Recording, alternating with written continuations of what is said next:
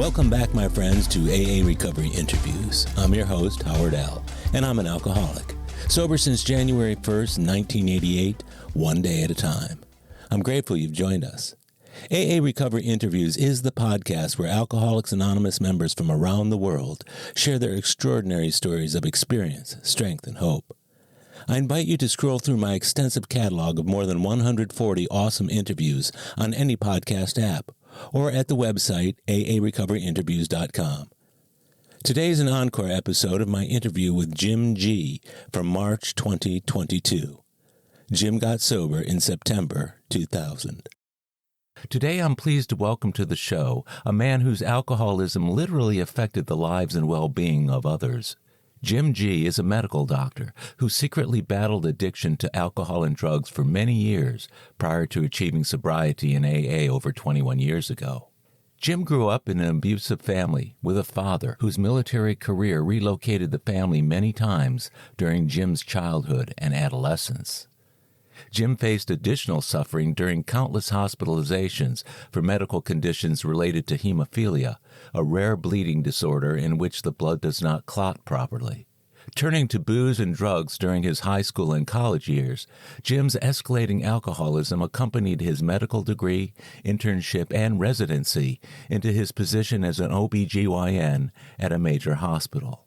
Turns out that the hospital culture with its hard-working and hard-drinking doctors and nurses further fueled Jim's lifestyle with alcohol and cocaine. The effects of constant alcohol and drug use soon threw Jim's personal life into turmoil, replete with 3 failed marriages and ever-deepening despair.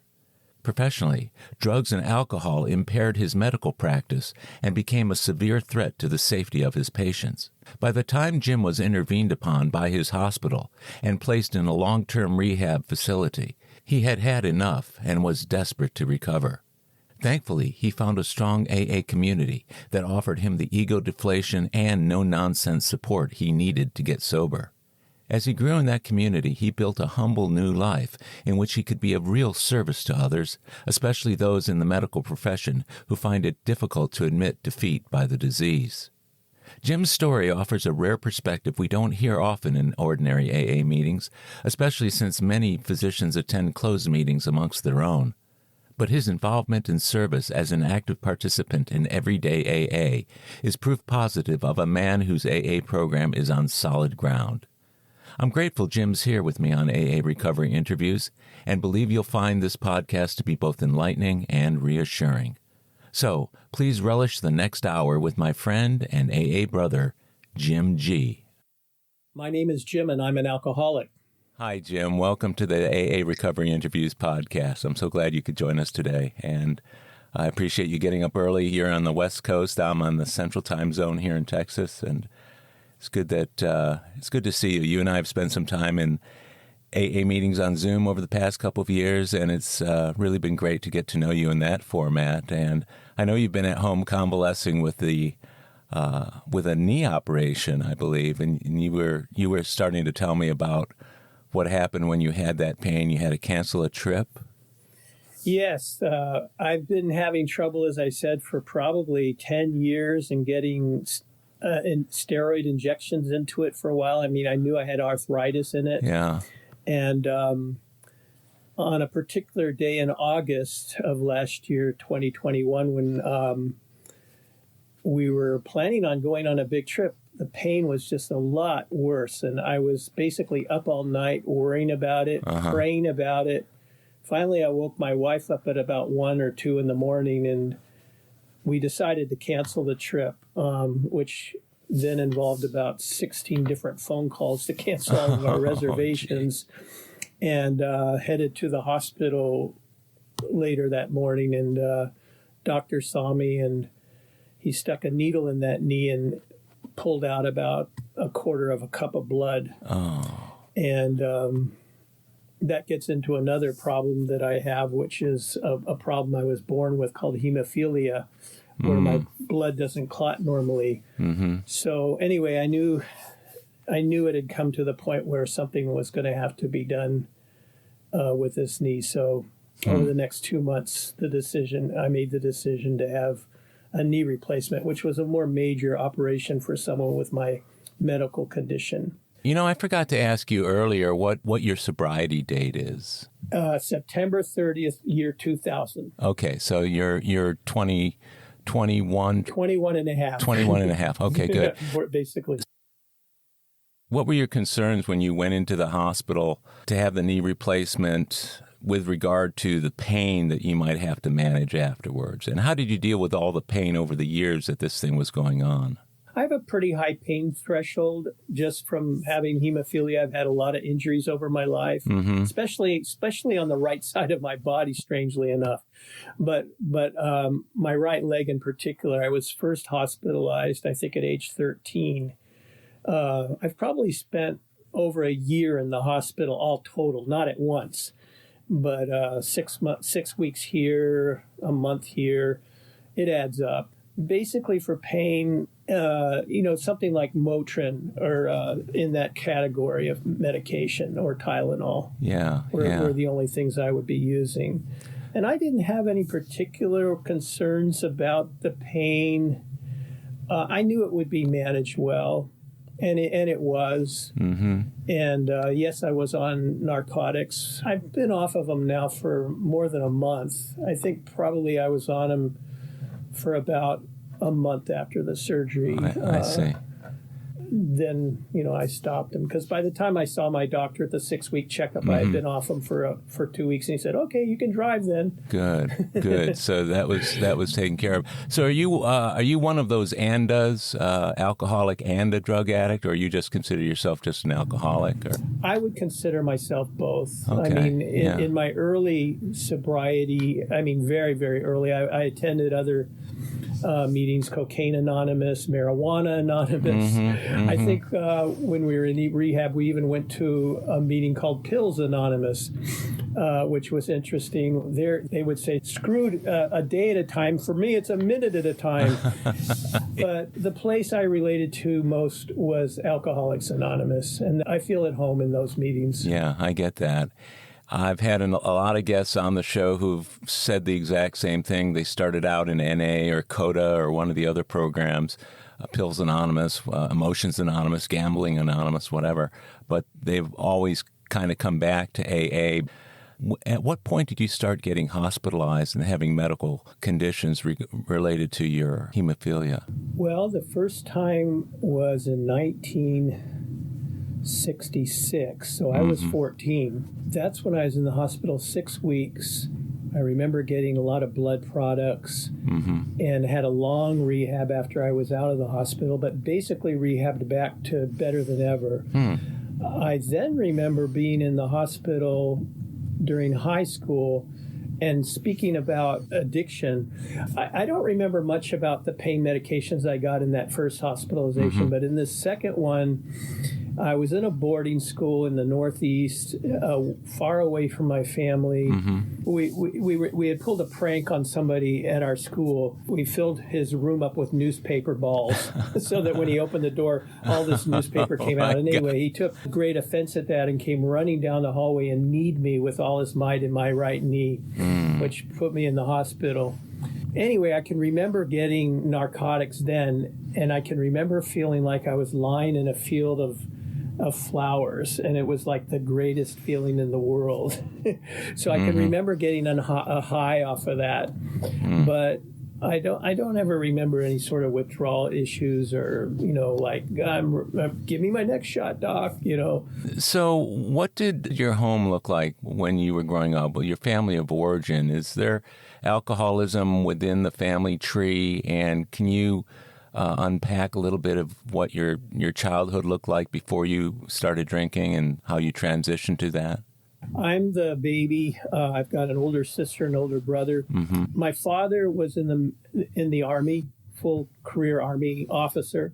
You never want to call someone else an alcoholic, but I would think he was. He was a periodic, though, and he was a rager. He physically abused me. Interestingly enough, neither of my siblings remember it or remember being the recipient of abuse from him. So that's like fascinating, and it almost sets up, am I remembering things wrong?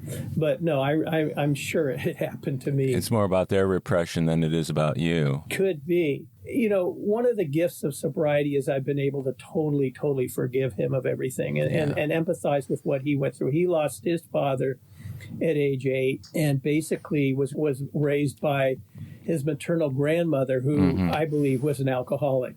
Because when I used to go visit my grandmother, my father's mother, I would stay in her mother, my father's grandmother, maternal grandmother's room, and it was filled with cases of gin, unopened. Wow. I mean, literally, there must have been like 20 or 30 cases of gin in there. Yeah. It was always a joke. And my grandmother's brother, I mean, they're in their like 70s. He would come over every Sunday and he would head straight to the kitchen where all the alcohol was and get himself a drink before anything else. And there was just a lot of jocularity, I would say, around drinking. This is in a small town in Indiana. And the first time I ever smoked marijuana was with my second cousin. And we went riding in his car out in the boondocks and smoked. And then we were even smoking around my grandmother, who didn't seem to care. But even prior to that, I can remember when I was about 9, my dad seemed to think it was a good idea to serve wine at the table to, everybody, even a 9-year-old. He watered it down. But yeah, so I was drinking I can remember red wine, maybe 50% water at age 9. And I think he thought it was something continental or something. He did some crazy things at times. What was going on with your mom at that point? My mom was like the perfect codependent. He would yell at her, but there seemed to be great love between them. She was always trying to build him up. She used a lot of denial. I had some resentments against her too initially, but again, recovery is great for getting over all that. But that first time I was hospitalized, I had been home in bed maybe for like a week or two before that, because my mom was basically in kind of denial over what was going on with me. Oh, you'll get better, just stay in bed. She didn't have a good grasp on what hemophilia was, and that, you probably need to get treatment immediately. As you're talking about that, I'm wondering, when did you first see the linkage between what was going on in your family and your desire to change the way you felt about that? Wow, probably not till I got into recovery. Really? So that's like many, many years later. So what did you attribute what was going on in your childhood to? I don't know if I spent a lot of time thinking about it, except I like that family better than my family. I want to have a family like that. I want to go spend my vacation with this family where everybody seems to be getting along okay.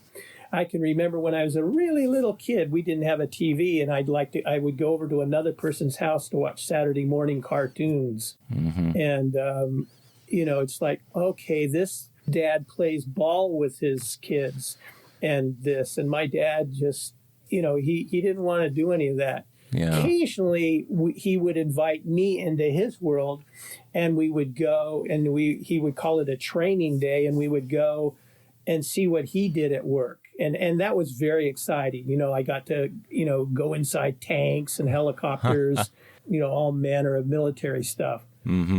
But he was not someone to join in sports or, when I played sports, before I found out I was a hemophiliac and I was getting injured in those, but he would never come to the games. My mom would. Yeah.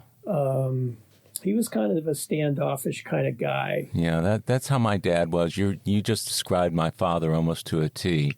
He never engaged except to yell and hit and abuse. My mother was emotionally just absent. She had checked out years before. And he would yell at her, but then he would hit the kids. And every now and then he'd let me into his world, and he'd take me on one of his business trips for the day. He was in sales, and those were some of the best times. But they were so few and far between that they weren't sufficient to recollect a happy childhood. So you moved around a lot because of your dad's being in the Army? Yeah. What was that like for you when you had to be continually moving and starting new schools all the time? I was thinking about that today in regards of this interview. I moved 7 times by the time I was 16. I was always a shy person, and it seemed by the time I was meeting somebody that could be my friend, then it was about time to move. And I can remember when I was like 14 or 15, getting ready to move again to go to this boarding school. I had just met a girl that was like, oh, we kissed, but then, a month later I was gone, and never to see her again. Did you go to the same boarding school the whole time that your dad was moving? 3 years, the last 3 years of high school. So you had a little bit of extended time in one place. Yeah. But you were going home on breaks and that sort of thing. Well, there's a term in the 12 and 12, which I love. Page 57, anxious apartness. It's in step 5 in the 12 and 12. When I read that, I underlined that so much. That described the way I felt back then to a T. I never felt a part of. There was times when I was at that boarding school during a break, there was nobody who would take me anywhere, who said, why don't you come to my house? And I stayed on campus, and out of maybe 200 kids, there were maybe less than 10 of us on campus. And these were usually people who are not American born, who were from another country. And I really felt isolated then. Kind of abandoned from your family? Yeah. Was it that your folks didn't want you to come back, or you didn't want to go back? Who was kind of steering that decision? They were in a foreign country. Oh. They were way far away. And I was in Connecticut. They were in Turkey. There was just no way. I mean, they couldn't afford to do it on commercial airlines, and to try to get there on military airlines would have, for a 1-week vacation. I would go there in the summer, but sometimes I'd go to my grandmother's house, who lived in Indiana. Other times different friends of mine in the school would invite me to their house, but I guess there was no invitation at that particular time. Sounds really tough. And as a kid, to not have a home base or a place that feels like home. I mean, in my house, things were so dysfunctional, so chaotic, so violent, but yet still it was home nonetheless. But to be out somewhere and not even be allowed back home, I can imagine that was really, really tough for you. I think it kind of matured me in one way, but not necessarily emotional. I became very aware of kind of like looking at the world and kind of like, seeing remarkable things. Like I was hospitalized in this small town in Connecticut, but they didn't quite do the job with me. I mean, I wasn't rehabilitated. And so then it went on to a vacation, and I went down to Washington, D.C., I remember, and I was admitted to Walter Reed Hospital, like probably the best Army hospital.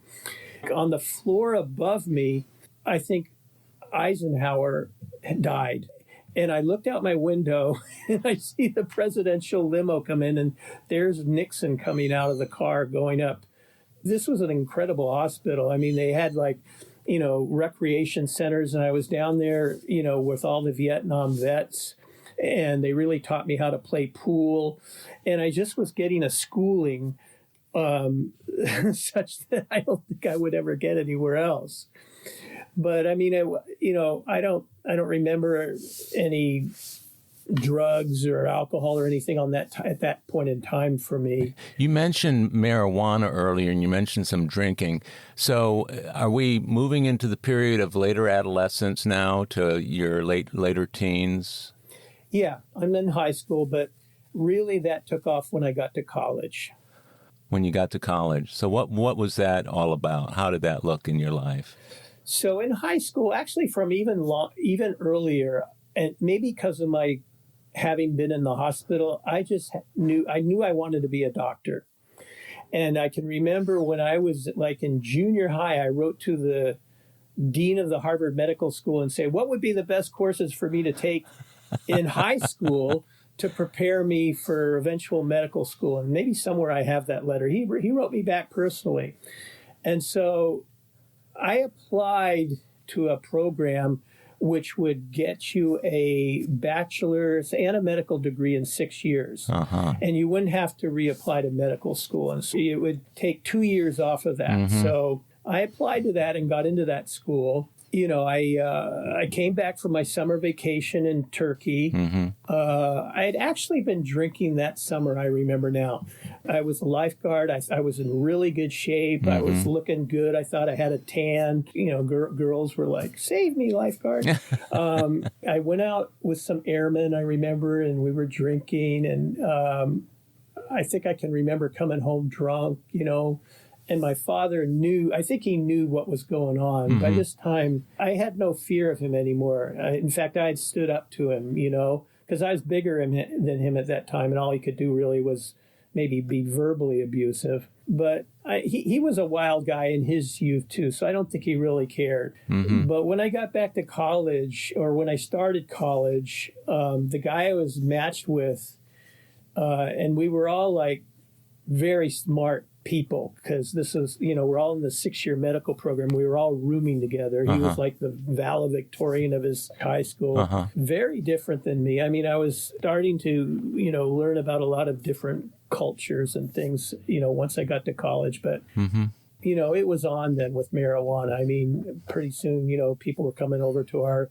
room to deal, and and the drinking age, by this time I was 18, the drinking age in Boston, and there was a bar like literally right outside our dorm, 2 doors over. And I didn't really like alcohol that much. I can remember the first drinks that I was drinking were like kind of what I would consider foofy drinks, sweet drinks. We were doing whatever we were doing to get high.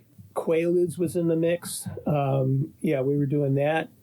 I also worked at a hospital in Boston to just try to get some extra money. And I was what you call the ward clerk. And so as patients came in, I had to catalog all their medications. And I'm like a medical student, so I say, "Oh, yeah, Valium. I think I'll take a few of those."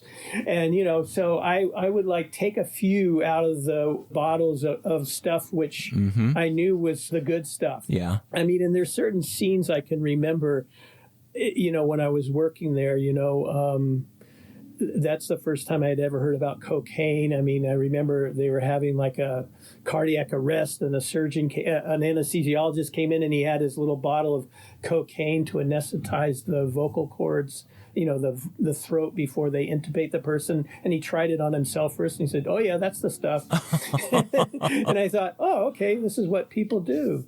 I mean, in medical school, every Friday they had something called liver rounds, where basically you went in and drank with the faculty.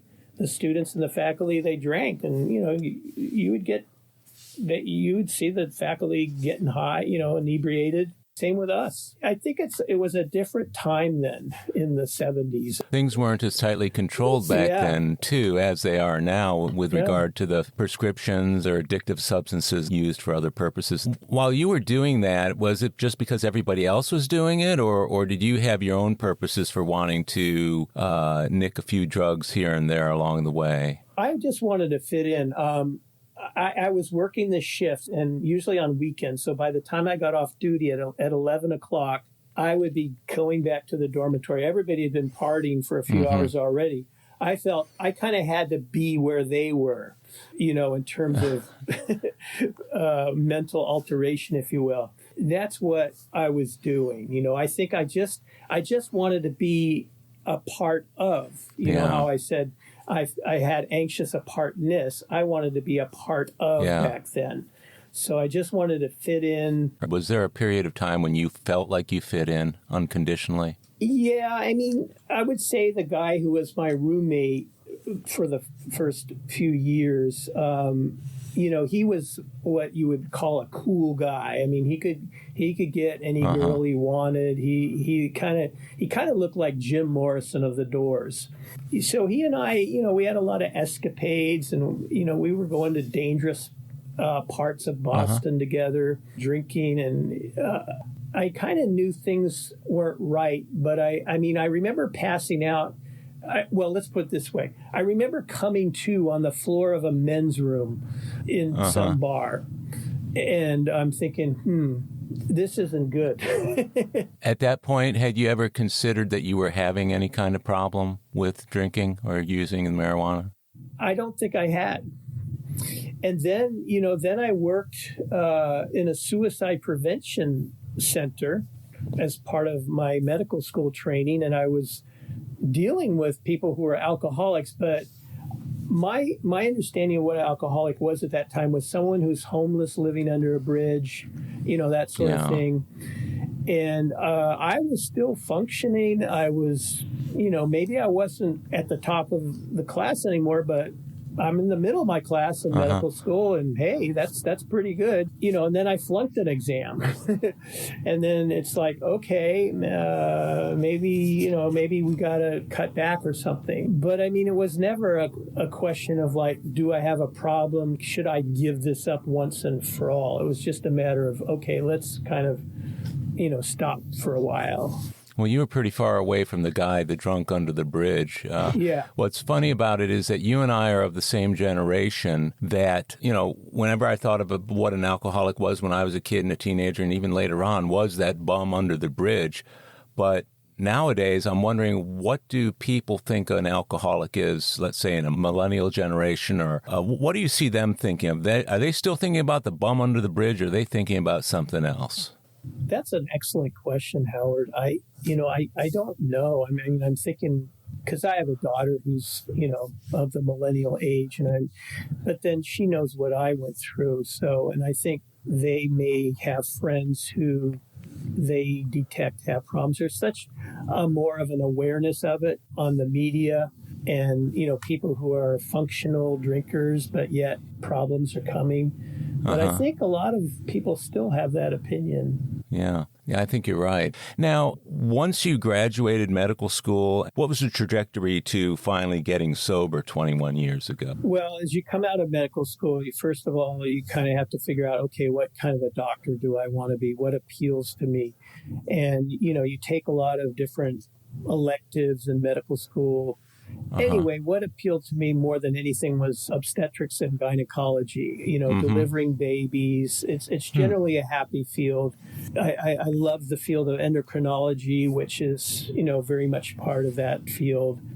So, I went around the country to interview at various places, all over Georgia, Baltimore, Texas, California. It's almost like applying to college. You then apply to residencies and you rank them. And then there's what's called match day, which is a huge day in medical school where you get matched. So I got my second choice. When I went there, I could instantly tell which doctors were kind of the hip doctors who probably used drugs and things, and, soon got invited to their parties. And yes, it was true. And again, we're still in the 70s here, the late 70s. Cocaine was starting to come into the picture now. And, marijuana, drinking, all of that.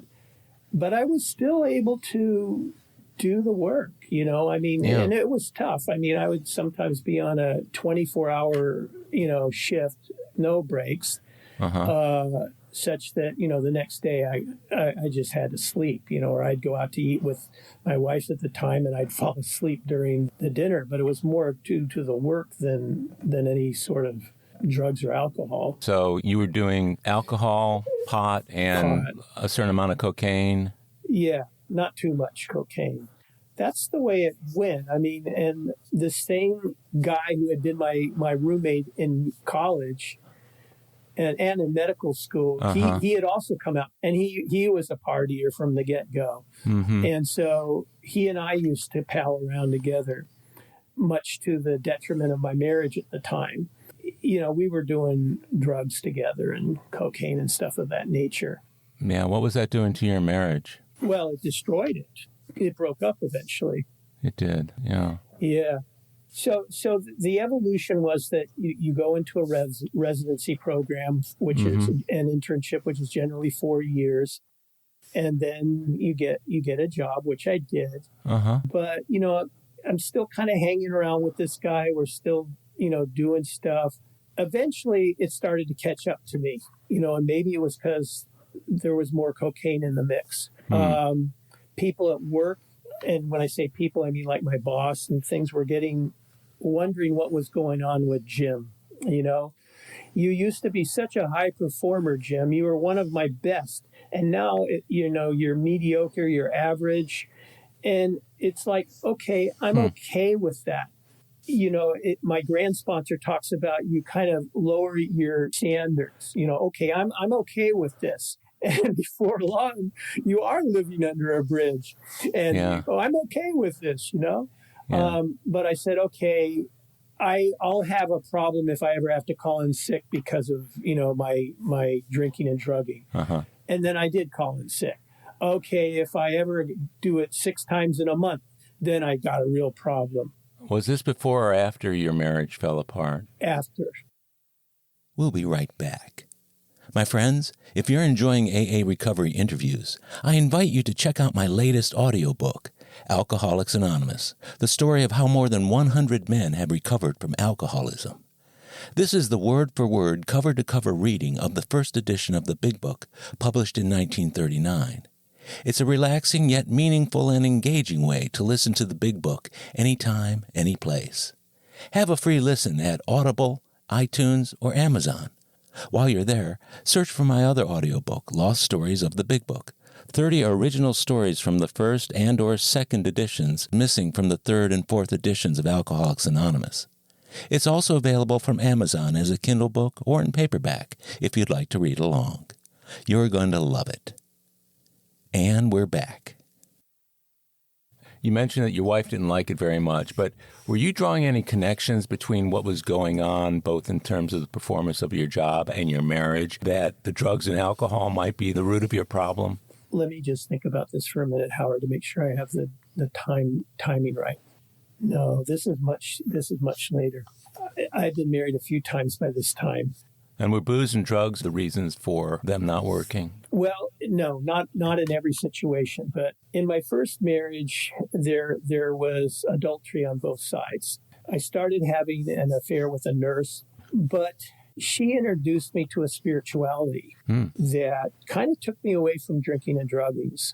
And, it seemed like, okay, things are going to be better. But then that marriage fell apart. She was an extremely jealous woman. Was that predicated on you stopping drinking? No, I had stopped. Okay. Or if I was drinking, it was social. I mean, I wasn't hanging around with these other people who, was when I would be doing it to an extreme. In deference to the marriage and the woman that you were with, I see. Yeah. We were actively involved in a church, but she was extremely jealous, such that, if she saw me looking at another woman, she would wonder what was going on. And, I think sometimes this happens, when two people come from other marriages, that there's some suspicion. And that marriage didn't last very long at all. And it was after that then I was living by myself. And then there was another woman that I was living with but not married to. Then I married my third wife. She was a heavy drinker and a drugger. And then it's like, okay, now my wife's this. I don't even have to go see my friend anymore. We can just do it together. And so we would be partying all the time, going to Las Vegas. She had all the connections. She knew dealers. And that's when I started really performing more poorly at work. So now this is leading up to my coming into recovery. So this is like, we're in the late 90s now. One day at work, I passed out. I was in the surgeon's lounge in between surgical cases, and I passed out. And finally I came to, and I knew I had another surgery case. And so I went to the person who controlled the kind of the flow of the surgery and said, "What's happening with this?" And she said, you need to go to your office. So I went to my office, and there was confronted with the head of the chemical dependency program at my hospital. And she basically said, you need to do a drug test right now. And I said, and I have no idea where this came from. I knew they were kind of on me. They were kind of aware of what was going on to me.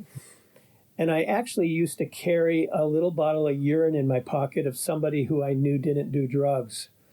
They didn't really care so much about drinking. Yeah. And I knew this other guy drank because he was a Budweiser distributor. But they didn't want their doctors, doing drugs. But at this point in time, when I was in the office with that person, something came on me. Something later, which someone in recovery, who I could talk about in a minute, called the miracle of willingness. And every time I think about this scene, I get goosebumps and I get emotional about it, because all of a sudden I got honest. And I said, I'll be happy to do a drug test, but I'll tell you what it will be positive for. It'll probably be positive for cocaine, marijuana, and maybe they're cutting the cocaine and it will show some speed in it too, and alcohol. Mm-hmm. And her voice got softer and she said, okay, I want you to go into a recovery program. And I think this was on a Wednesday. And she said, okay. And so it was set up for Friday. Anyway, I had a day in between where I went out and I went to a bar and drank some more. But the next day, September 30th, 2000, that was my original sobriety date and still is.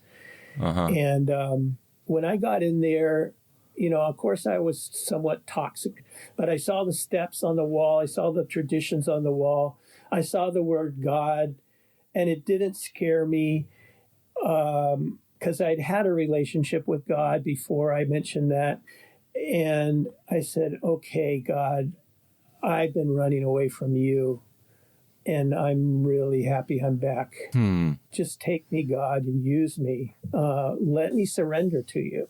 A moment of clarity. Yeah, I mean, in spite of probably still being toxic, going through detox. And it's funny because this college roommate of mine, who had been one of my drinking and drugging partners, he had kind of been through recovery also. And I called him. You're allowed to, there was a payphone there. You were allowed to call people. And he said, Jim, I just have one word for you: surrender. And so I took that to heart. It's like I wanted to just kind of try to make things right. I called the head of the chemical dependency unit at my hospital, and I said, and she said, this isn't the time to be talking to me yet. He said, just listen to what they're telling you there. There will be a time. I mean, I always thought maybe she was in the program too, but she never said it. But I mean, she was basically talking about the 9th step there, and I hadn't even done the 1st step. So, going to meetings, it was a wonderful time. And I was in there for 30 days. And then I went home. Was that a treatment center that was specifically oriented towards physicians, or was this just a regular general population type facility? This was a hospital with a chemical dependency unit. Not my hospital, but a hospital. I think maybe there was another physician in there at the time. There were maybe like 20 people in there. But my roommate was, what was he? I mean, he was like a technical guy for an evangelist. Oh, wow. There were all kinds of people in there. Sports figures. It was kind of a well-to-do place. All kinds of people. Some people who had been in multiple times, they call them spin dry. They weren't going to be in there for 30 days, maybe a week just to dry out. Looking at the intervention, though, that this chemical dependency counselor had sprung upon you, just prior to that, let's say the weeks, months, even years prior to that, were you starting to acknowledge to yourself, or at any point did you acknowledge to yourself that you had a problem and would eventually have to do something about it? I mean, having urine in your pocket in a little vial suggests that you were looking to beat the system whenever the system was trying to beat you. What were you thinking, and what was your frame of mind whenever it was you thought about the problems you were having versus your need to stop? I don't think I was thinking, honestly. I mean, when we went into recovery, they said some, kind of mocking, deprecating things like a monkey could run your life better than you're doing it. And there's a lot of shame with this. I'm a doctor taking care of people, and do you think that makes it tougher for doctors, just in general, to finally admit they're alcoholics and get sober, or is it a mindset? I think so. So. And that's, where those caduceus meetings that you were talking about become important to deal with those feelings, which I don't know. It's sometimes it can be hard to talk about actual situations that had occurred, which evoked the shame. Except amongst people who really can understand it, who have been there. Like practicing under the influence. Yeah. If you're sitting in a room of people who aren't doctors, there's nobody in there who could possibly know what it was like to operate on somebody while you were not in your right frame of mind. I think so. I mean, they might be able to try to empathize with it, but it could be difficult. And sometimes, when I was talking to people, patients, I would start to kind of nod off, and I can remember like a husband of a patient saying, "Doctor, have you been up all night or something?" And you would usually just say, "Yeah, I was on call," or something. You'd lie about it. Yeah. But you knew that wasn't the truth. I really honestly don't know, Howard, before I got into recovery, if I had any insight as to where this would lead. Was there ever that sense of that this can't possibly be happening to me because I'm so smart or I'm in a type of profession that it couldn't possibly? And did you get that false sense of security in your own disease because of what you were and who you were and what you did for a living? I think so. I mean, I thought I could always control my alcohol, but I think, when cocaine came into the picture, it's just like that took me down fast. And, you have this intellectual pride, and I really needed to be brought down and humbled to get into a place where there was only a spiritual solution. And that's what I found in the rooms of Alcoholics Anonymous. And you found that as part of the treatment process? You said they were taking you to AA meetings, or were meetings coming into the place? Both. So what are your recollections of the early meetings, let's say the first few weeks or few months of AA? What did those look like for you, and how did you feel about the program in general? I felt like I'm hearing people who have gone through what I've gone through and are successful, are happy, joyous, and free. But again, I was somewhat foggy, I think. And again, I'm looking at it 20 years hence. But those first few weeks, and then you have what's called family week, where your family comes in, and that was kind of, that creates some chaos. Because my wife at the time was still actively using, and I had yet to be kind of hooked up with the state monitoring program, but I knew that was to come. I kind of had this kind of mindset, okay, just do what they say, just follow direction. And so when I got discharged and I went home, soon thereafter, I was told by the state that I would have to go live in a recovery home, that the house that I was living in was not a safe place, that I needed more recovery. And I was telling my wife, and she was just all kind of yelling at me about this, like, why do you have to do this? Why that? Why?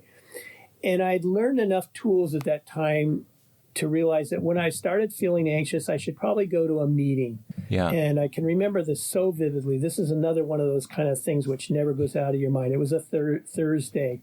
And I went to the local fellowship hall, and there was a candlelight meeting where, once the meeting starts, they turn off all the lights and there's just candle lights. Yeah. And when I walked into that meeting, they asked me to lead it. And I can still remember what I was even wearing. I had a leather jacket, looked like a toughie. I had the collar up, and I had my head down. And I came in and they asked me to lead, and I remember saying, well, I've never been to this meeting. I've never led a meeting, but, since I've been told to follow directions, so yes.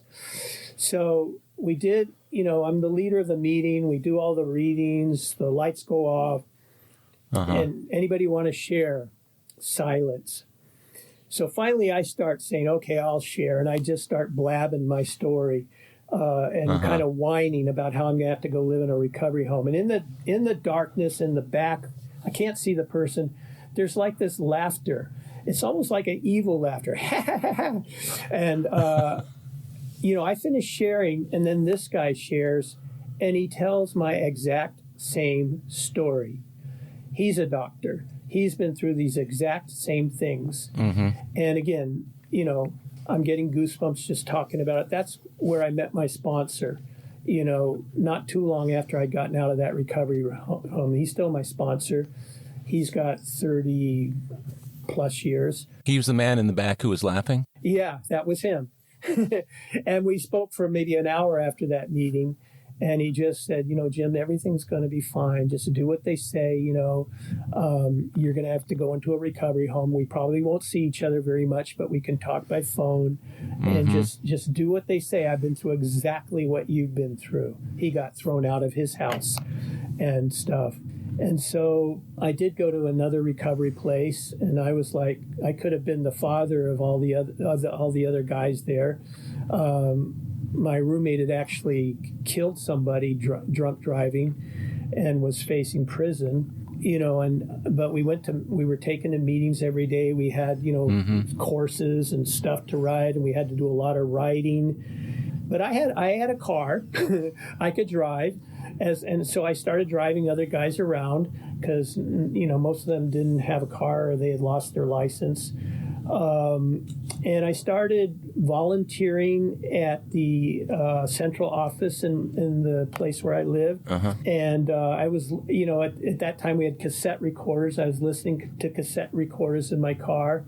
And I started to attend these meetings that were state mandated just for doctors. And when I went in there, the other people, and there actually were some doctors there who had been living under a bridge. And I can remember that woman, and she said, "You're still toxic," and here I am like 6 weeks sober or something. But just from the way I was talking, she could tell that I still had some of the effects of the drugs in my system, even though it'd been that long.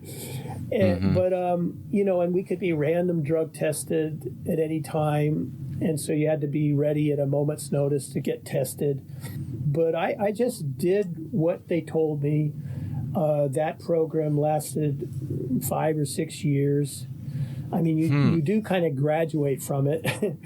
But I always enjoyed the AA meetings more than those mandated meetings, which were just doctors, because in a lot of those meetings, even though they were facilitated by a psychotherapist, people were just whining about their situation.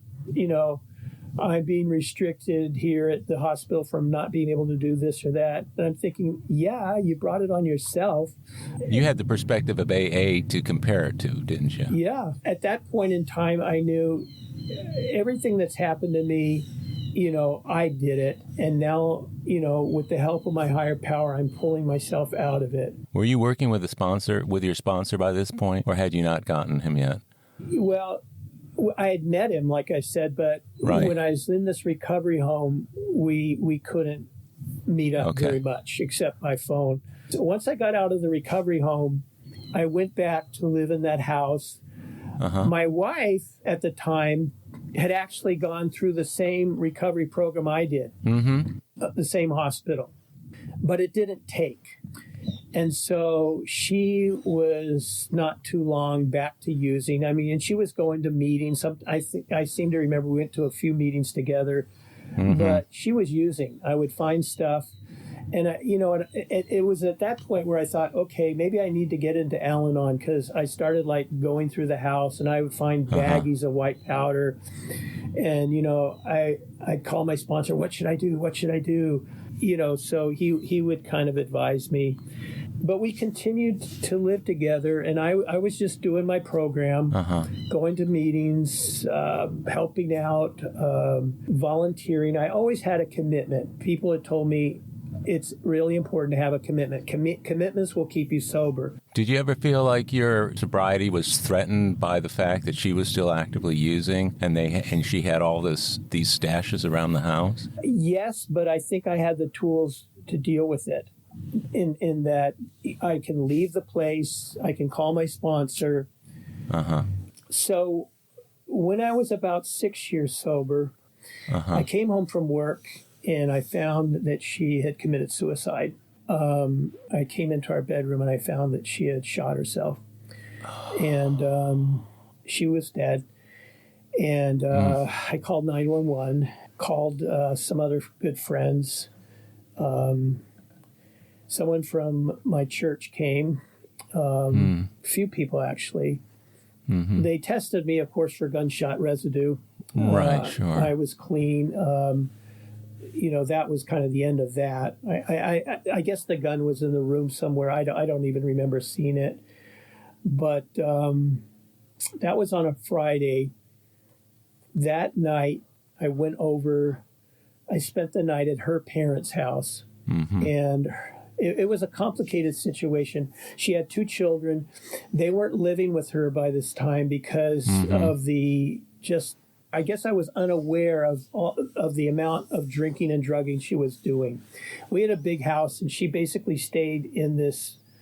It was almost like a tower of a house.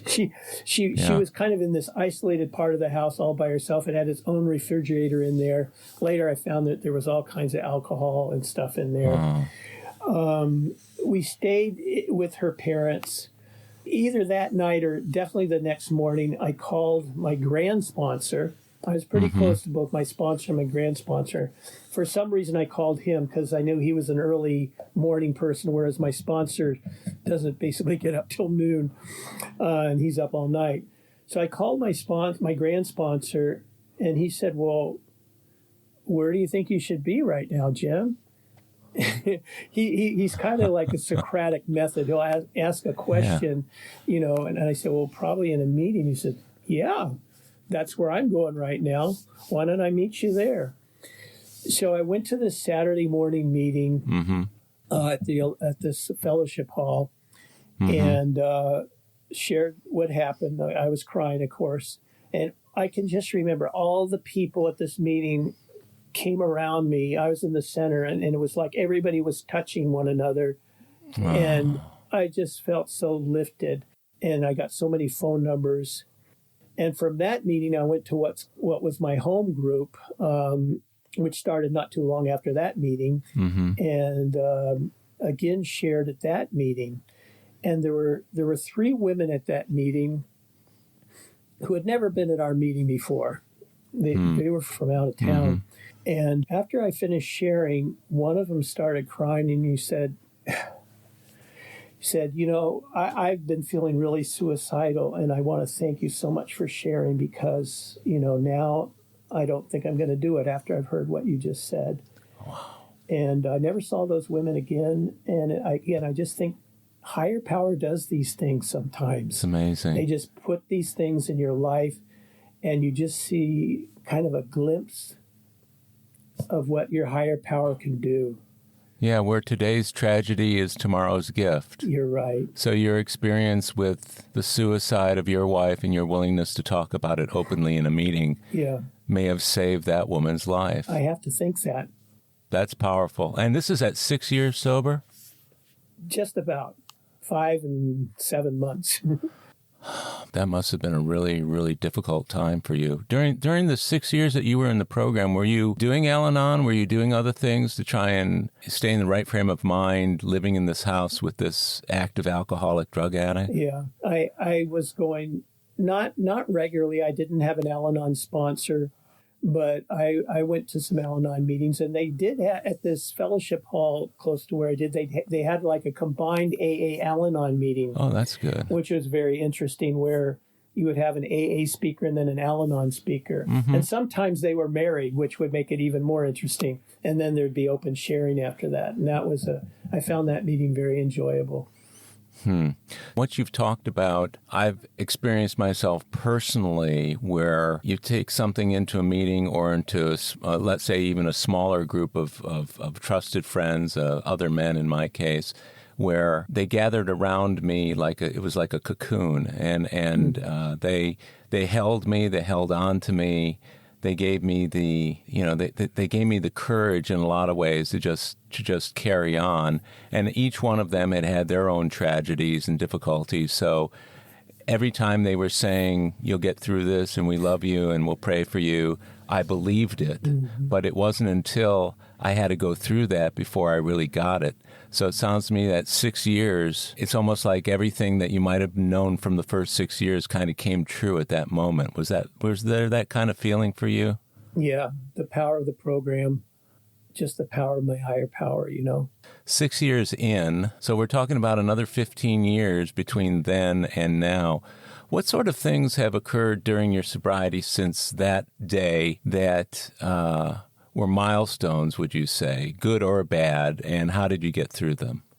Well, the big, joyful thing is that, I met a woman where I went to church, and it seemed like God ordained. She was in recovery, and I actually already knew her father. I knew her nephew. We had done things at the church in the same program, but I never had been aware of her. Maybe we had been in meetings together, but I didn't notice her. We had mutual friends in recovery.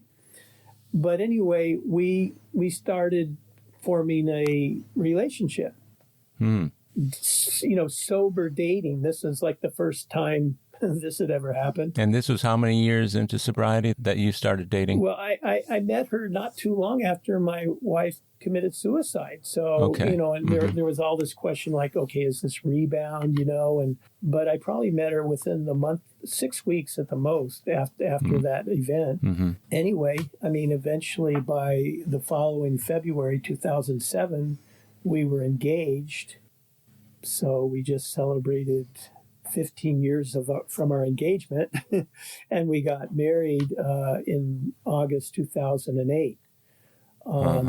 So, we've both been through other marriages. I have one child from my first marriage. She has none, but, she loves my daughter, our daughter, we call her, and now we have two grandchildren who have never seen either of us, under the influence.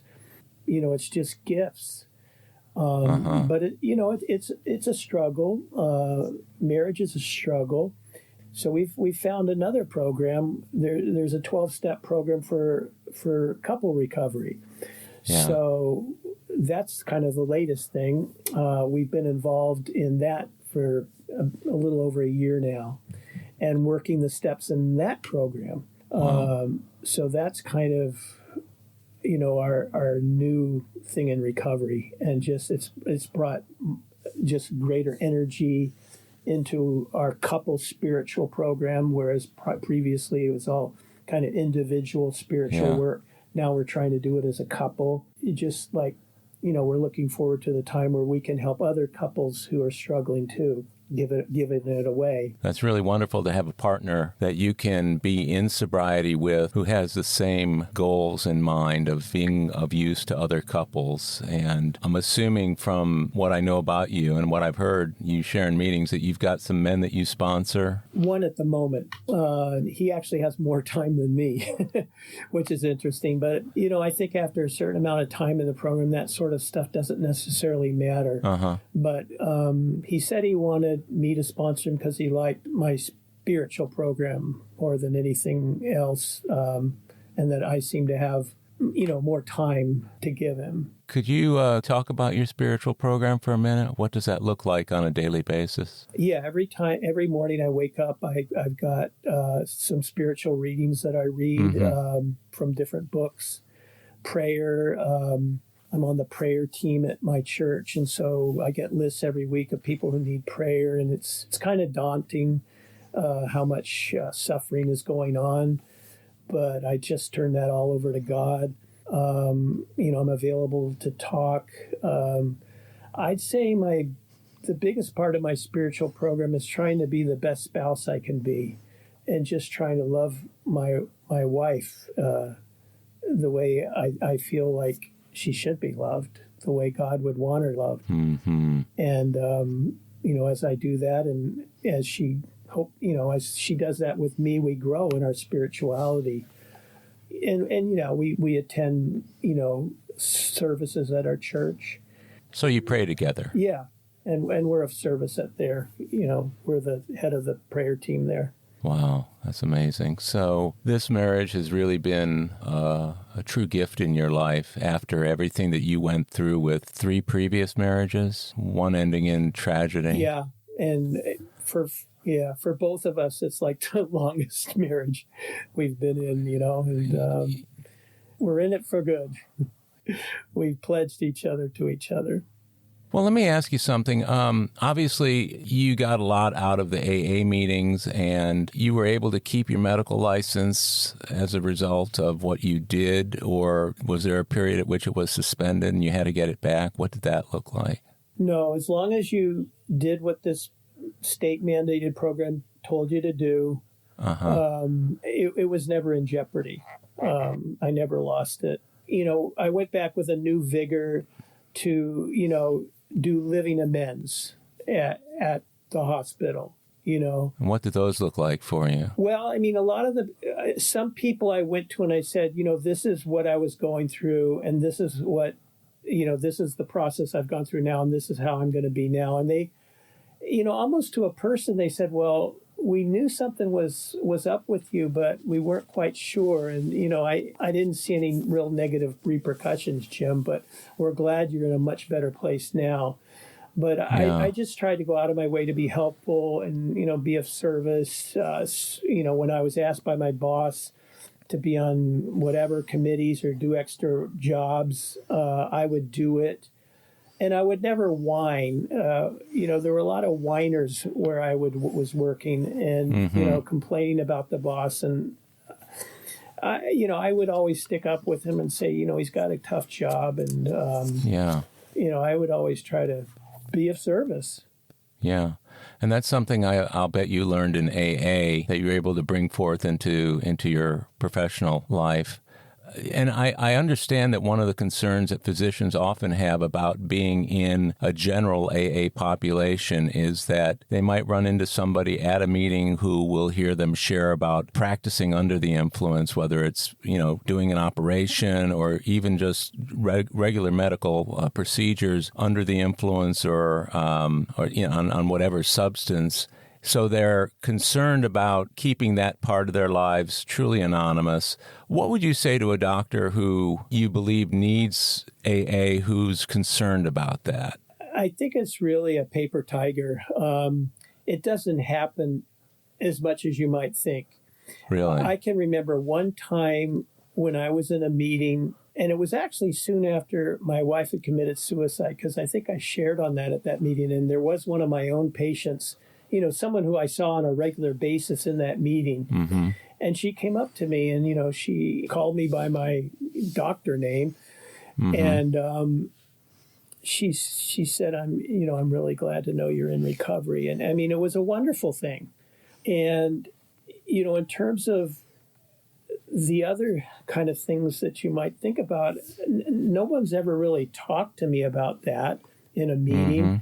I think it's more, like you said, it's more of a fear of what you might think's going to happen than happen. I think if they're feeling that way, they're keeping their thoughts to themselves. So I would tell such a person, go to your doctor meetings, and you can freely share there with other physicians about things you're really concerned about, and maybe don't share really dramatic things in an open meeting. You could definitely talk to your sponsor about them. Uh-huh. I mean, there's some things which I'm not going to talk about in an open meeting. I think if someone had murdered somebody, they're not going to go share about it in a meeting. They may talk to their sponsor about it or, get advice. But, you got to use your senses as you get more sober about what's appropriate and what's not. Share in a general way. Right, and that's something you can learn, and you only really learn it by going to as many meetings as possible to be able to hear what you need to hear.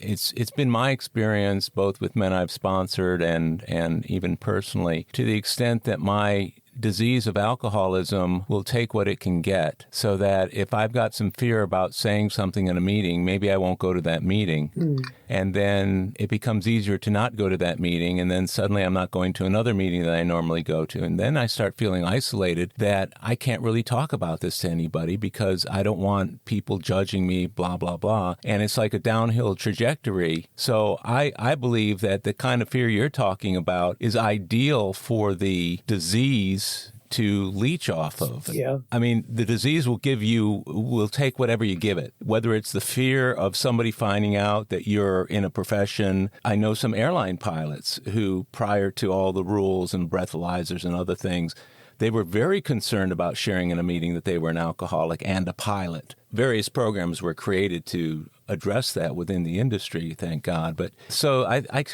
can see where the disease might get involved in that and start telling you some lies about it as well. Have you noticed that? Yeah, I mean, always in the background, there's this kind of, I don't know, my sponsor and grand sponsor call it your hard wiring. And your brain never gets totally rewired. So I think, what I was thinking about when you were just saying what you said was, again, that anxious apartness. And it's the disease always wants you to take you apart from that. And yet what recovery gives you is becoming a part of. And so when I start to feel that way, and you hear it, you got to double up on your meetings, not the other way. You've got to reinvest because again, we have so many sayings in our program. Your disease is always in the corner doing push-ups. Yeah. Yeah. So we've talked about so much today, and I've gotten such a beautiful picture of what your life has been both prior to recovery and sober. And it sounds like you're doing an exceptional job dealing with sobriety, and it took what it took for you to get here. In the years that you have been married and now in AA, was there ever a period where your sobriety was challenged? Was there ever a point within that 21 years, beside the suicide of your wife, was there ever a point at which you felt like, I better redouble my efforts, or I better get on the stick and go to extra meetings or make extra calls or do extra service work? I can't really think of any. I always think of the spiritual kit of tools we have, from, I think it's page 25. In the big book. And I kind of think, I think of it literally like the old black bags that doctors would carry about. And I really think of that spiritual kit of tools. So I always know that no matter where I am, even if I don't have access to a phone, I can always pray. And I do a lot of praying in the moment, what I call rocket prayers or jet prayers. And I seem to get, comfort from that. I then, can talk to my sponsor or grand sponsor. I kind of feel like I have two sponsors, depending on what time of the day it is. But, now, for the last 15 plus years, being with a sober person all the time, I can bounce things off of her in terms of stuff. Not everything, because some things you want to talk to your sponsor about. But, my sponsee, basically, again, it's one of these situations where we kind of sponsor each other in a way, because we've both done the steps. It's not like I'm taking him through the steps. So, I have an issue, I can call him too. Yeah. He's got more time than me, but, he's not my sponsor, and he tells me what's on his mind too. Your wisdom that you've gained in the years that you've been in AA really shows, and it's very, very clearly out there. I see it. If you ran into the Jim of 22 years ago on the street today, what would you say to them that might make a difference in their life? First thing I would do would be to just give them a big hug. Maybe the Jim of 22 years ago was just looking for love in all the wrong places. He just you're loved. You're loved by a God beyond your wildest dreams. You don't need all this other crap for acceptance. People, places, things. The God-sized hole that Carl Jung talked about with Bill Wilson. That you're just putting crap into. Just fill it with God. I think that's what I would say to him. Well, it's a beautiful sentiment that you made, that the first thing you do is give him a hug. I think that's a very loving way to look at the gifts of the program and what they mean expressed through us to people who need us and who need a higher power. Everything you've talked about today has really described to me a man whose life seems really, really worth living these days. And the joy that you express whenever I hear you share in the meetings, even with the difficulties that you go through, I think is very inspiring. And my hope is that whoever hears your share, especially if they're a doctor thinking the same thing that you were thinking back whenever, will be inspired by it to do something about it. And I know that as long as you're in the program, you will be available to that kind of man or woman who needs the help. So that responsibility pledge that we take is, I can see you doing that on a daily basis. Well, this has really been terrific. I think you've been just brilliant. I want to thank you for doing this, Jim. I love you, and you're a heck of a man, and I love your story, and I've learned a lot today, and I look forward to our growing friendship over the years. We haven't known each other all that long, but especially some of the things you said about your childhood, they resonate. Hopefully one day we'll be together in the same room and we can give each other a big hug. I hope so. Again, many thanks for doing this, Jim, and thanks a lot. You're welcome. Thanks, Howard. Well, my friends, that's it for today's episode of AA Recovery Interviews. If you've enjoyed the interviews in this podcast series, please share it with others. This show is another helping hand of AA we can all extend to alcoholics everywhere. If you want to contact me directly with any comments, questions, or suggestions, simply email howard@aarecoveryinterviews.com. Please also take a minute to leave a rating and review on Apple Podcasts. By the way, this podcast strictly adheres to AA's 12 traditions and all General Service Office guidelines for safeguarding anonymity online. AA Recovery Interviews and my guests do not speak for or represent AA at large. This podcast is simply my way of giving back to AA, that which has been so freely given to me. The next episode of AA Recovery Interviews is on the way, so keep coming back. It'll be here soon.